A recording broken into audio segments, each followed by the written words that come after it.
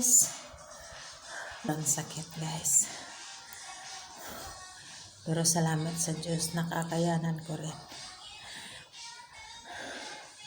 Ito guys, yung mga pagkain ko ngayon. Bawal nang kumain ng mga matitigas. Ayan guys, yung aking breakfast. At yan na rin ang aking pagkain. Sasanayin ko ng sarili ko na yan ang pagkain ko. Huwag na masyadong kumain ng kanin at saka yung isda guys, dahil yun daw ang sobrang malakas magpatigas ng ating mga pupo. Yan. Nagpapasalamat ako sa isa kong friend sa Italy, si Eugene Conformi, na para na ring may personal nurse ako guys.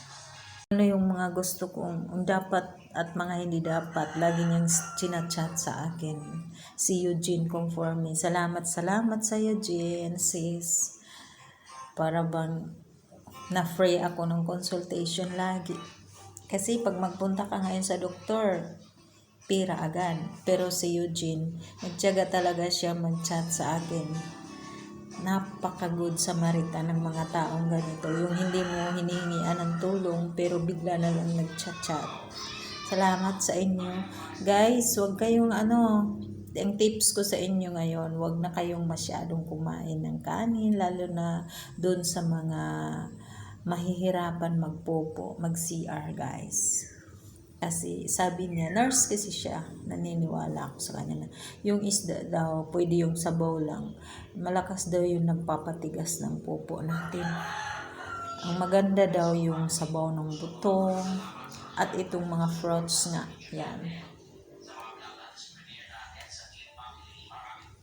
Papaya, watermelon, Eugene. Masapay siya, ng dalaga pa. Ngayon, ewan ko paano pabasahin yun. Basta conform. Mahina ako dun sa mga English. Yun ang niya, FB niya. Eugene Conformi. Pero ang alam ko, masapay siya, ng dalaga pa. Taga Baliti kami pareho. Santiago, Baliti, Caraga Oriental. Ang bait niya guys. Lagi niya akong tinuturuan kung anong mga dapat at saka yung hindi dapat kainin. Sobrang sakit guys.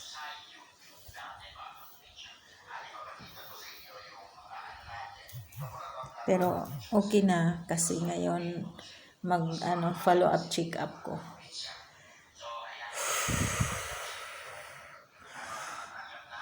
Yung mga may sakit dyan na ganito, huwag kayong mahiyang magkonsulta sa doktor, huwag kayong mahiyang maghingi ng tulong sa mga may alam na nito para mabigyan kayo ng tips kung paano may iwasan at paano mai-handle siya guys, na hindi tayo aabot sa operasyon.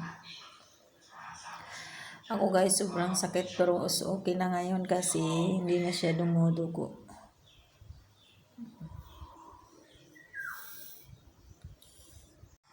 Yung iba mahihiya, tinitiis tulad ng ginagawa ko guys. Matagal ko nang dinadala-dala ito pero hindi ako nagpa-check up kasi nahihiya ako. Kasi mawawala rin din naman siya. Tapos babalik, mawawala. Hindi pala yun okay guys, yung sinasarili mo yung sakit at dahil sa kahihiyan, sa mahihiya ka kung ano sasabihin ng doktor o yung hindi tayo sanay sa doktor. Mali pala yun guys. Dapat pala talaga magpa-doktor agad. Kung wala tayong pera, humingi tayo ng tulong sa ating mga kaibigan, sa ating mga parenti, relatives. Basta ma-relieve lang tayo guys. At saka pagdating ng araw, tayo rin naman ang hihingian ng tulong. Wag nating baliwalain yung nanghihingi.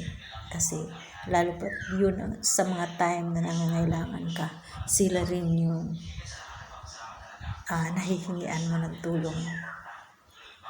Tulad ko guys, wala talaga akong pera. Meron, pero yung budget lang para sa isang araw, gano'n, parang walang extra ba. Kayod, gano'n. May mga anak ako, pero gano'n din, pareho-pareho lang kami. Kapag hindi kami business sa isang araw, parang wala na kami extra. Gano'n, kaya kayod talaga. Nagtulungan kami pero hindi pa rin sapat kapag may magkasakit na tulad ko. Maawa na lang ako sa kanila kasi may mga pamilya din sila. Kaya minsan nasabi ko, blessed pa rin ako kasi may mga anak ko ako at may mga anak ako na laging andyan, partner ko at saka yung mga anak niya tumutulong sa akin. Tapos may mga kaibigan ako guys, nagkusa na lang silang tumutulong. Kaya bilang utang na loob at parang na rin, sukli. Pag-igihan ko talaga yung pagbe-business para pagdating ng araw, pag ako naman ang kailangan tutulong talaga ako. Guys, huwag kayong mahiya, uulitin ko, huwag kayong mahiya. Kasi hindi lang tayo ang mga babae ang may mga sakit na ganito dahil sa sa pagsilang ng anak, sa pag-anak natin. Meron din ito mga lalaki guys. Yung mayroon nga kaming kaibigan na matanda na. Inuoperahan siya pero bumabalik pa rin. Kaya mas maaga pa guys, kailangan ipakonsulta na sa doktor. Huwag kayong gumaya sa akin na kung saan kung mamamatay na sa sakit, maubusan ng dugo, saka na nawala yung hiya para magpa-check up, para magpa-doktor. Ayan, tuloy naubusan na tuloy sa muntik na akong maubusan ng dugo. Ang hirap guys kasi yung bang ang dami mong mga pangarap tapos bigla kang nagkasakit na parang mamamatay ka na. Naisip ko tuloy, paano na yung mga pangarap ko, paano na yung mga anak ko, ang daming paano pag di na ako gumaling. Lalo na pag di ba ang hilig ko kumanta, paano na yan, di na ako makakanta kasi kapag namwersa ka, sumasakit pag nagkanta ka, di ba, pag bumibirit ka. Kaya ngayon, siguro, kung dati Sarah Geronimo ako, ngayon siguro, wala na. Ewan ko, wala na. Nagtiyaga na lang ako sa mga low song. ang yabang ko, no? Yes.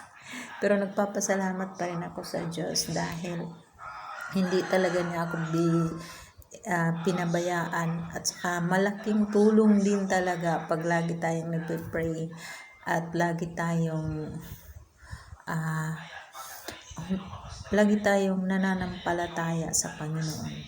Lalo na guys, yung mga nagsiserve sa simbahan, huwag niyong tigilan, ipagpatuloy niyo yan kasi medyo kahit gaano kahirap ang maramdaman mo, kasakit, pero may lunas pa rin. Hindi buong araw kang magtitiis ng sakit. Lalo pa pagka nasasaktan na ako guys, nagpapa-music ako ng mga Christian song, yung mga ginagawa kong kanta, at saka naubos na yung kanta ko.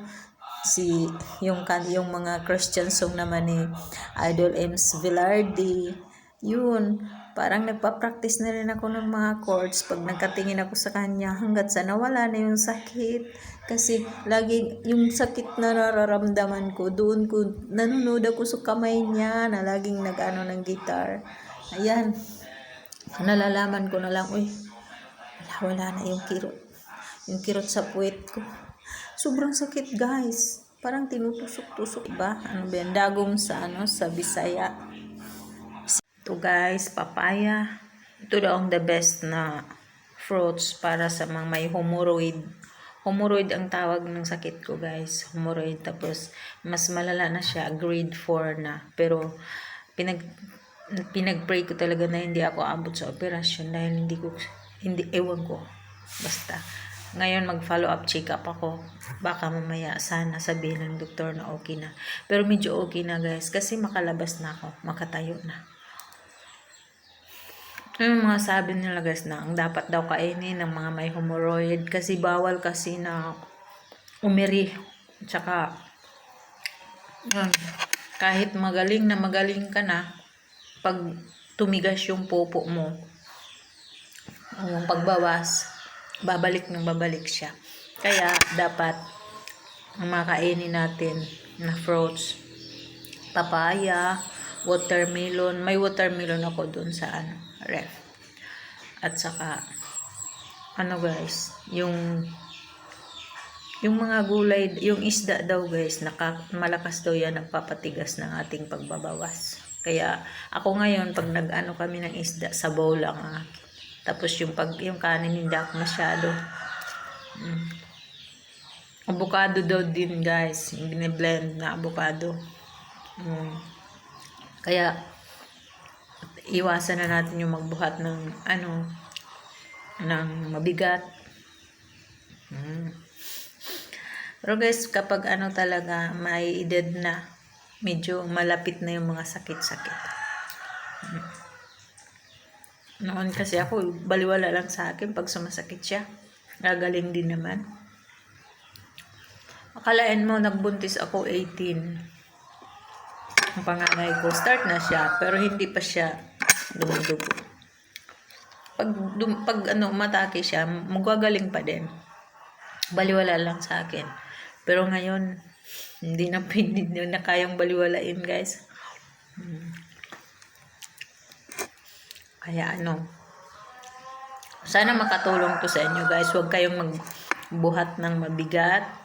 At more water daw, water. Tapos ako guys, yung pagising ko ngayon, sasanayan ko yung sarili ko na uminom agad ng maligamgam na tubig kasi maganda yun. Kahit nga yung sumisikip yung dibdib ko, dahil siguro sa sakit ba, yung maligamgam lang na tubig yung iniinom ko, unti-unting nawawala yung sikip ng dibdib ko. Pero kaya ko na hindi tulad ng dati na sumasakit tapos dumurugo pa talaga. Pero ngayon hindi na siya nagdurugo guys, pero masakit pa rin kasi lalabas siya. Tapos pag hindi mo siya pinasok ulit, hindi mo siya binalik sa kanyang kinaroroonan, hindi ka makatayo. Kaya ang tips ko sa inyo, wag na kayong kumain masyado ng mga matitigas, yung may mga sakit na ganito, kahit na yung wala. Kasi guys, dyan mag-start pagka tumigas yung popo natin. Ako yun, buntis pa kasi ako, ganun nangyayari. Buntis pa ako ng panganay ko. Ang tagal na hanggang ngayon dinadala-dala. Huwag niyong isipin guys na nakakahiya ang sakit na yan, hindi ko sasabihin. Nang nagpa-check up ako guys, ang dami pala na may sakit na ganito. Kaya sana mabigyan yung mga nagtago-tago dyan. Sana maisip ninyo na kailangan nyo nang magpa-check up para malunasan ang mga sakit na inyong nararamdaman. Salamat guys. Thank you so much sa panonood.